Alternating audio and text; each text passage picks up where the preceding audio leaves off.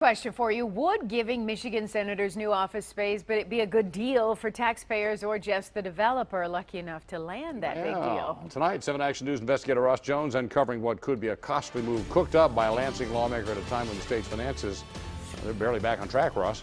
Good evening, Stephen. Carolyn, even with a small surplus, times are still tough in Michigan with the 4th highest unemployment rate in the country. And while many are still recovering from losing their homes, one lame duck lawmaker thinks it is the perfect time to look for a new one. Since the 1970s, the Billy S. Farnham building has been the home to Michigan state senators. And after more than 3 decades of use, yes, it can be drafty sometimes. The ceiling's seen a few leaks, but to many lawmakers on both sides of the aisle, it more than does the job. It's a good, solid building. It just needs some updating. You have maintenance issues with everything from bathrooms to lighting, but it gets done. It's accessible and it's spacious. I think it's serving its purpose, and I think it's serving its purpose well. But talk to the state's top senator, Majority Leader Randy Richardville, and you might be surprised the Farnham building hasn't been condemned. I think crap is a pretty good word for it. Richardville says the Farnham just doesn't cut it anymore, with problems ranging from outdated technology to lingering asbestos issues. On a tour his office provided us, we found it to be pretty nice. Spacious offices, nice amenities, and state-of-the-art committee rooms. Still, Richardville says, it's the worst facility I've worked in my professional career, which goes back to the 1980s. Now, Richardville, whose term ends in December, is using his powerful perch to upgrade senators to much swankier space. He introduced a bill that would give the Senate permission to sell the Farnham building, freeing up cash to move into newer office space. 22 voted for it, with 14 voting against, including 6 of Richardville's fellow Republicans and many Democrats like Westland's Glenn Anderson.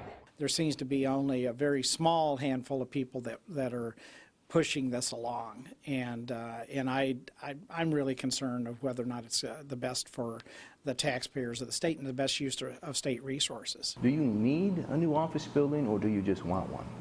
I think it is a need. I worked in the Farnham building for 4 years. It is way subpar to what offices today should have.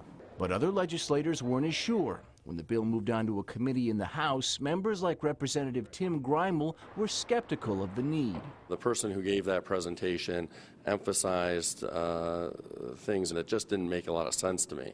You know, I don't think it's important for us to build a new building so that senators have better views of the Capitol, for example. He's not kidding. Interested bidders were told that only buildings that offered an unobstructed view of the Capitol would be considered.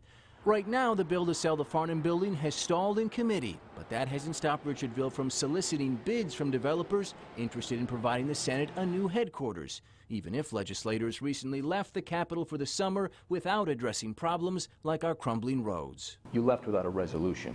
Should you be talking right now about upgrading the offices of senators? Yeah, I think so. What we would be doing, at least it looks like to me, is analyzing another long-term solution. Part of Richardville's rationale for moving out of the Farnham, that fixing it up would cost too much, insisting that a recent estimate pegged remodeling costs at more than $25 million. But that's not true, according to Governor Snyder's own administration officials. According to an analysis by the state, the real cost to fix up the Farnham is much cheaper, as low as half that much. But Richardville is soldiering on. Bids for the project were due yesterday, and on August 15th, they'll be opened and considered. While he says he could have sole authority to pick the winning bid, he'll likely seek out the opinions of others, like his Democratic counterpart, Senator Gretchen Whitmer. She told us the Farnham's just fine. I don't think legislators need plush, office space. I think we need office space that works, and the Farnham building has worked for a long time. Richardville promises that after the bids are reviewed, he will make them available to us. Now, this project has drawn the attention of some of Lansing's highest profile, most well-connected developers, some of which have showered legislators like Richardville with hundreds of thousands of dollars in cash. But he insists tonight he has no favorite in this race, one we'll be watching very closely. I'm Ross Jones, 7 Action News. We'll be watching right along with you for updates, Ross. Thank you.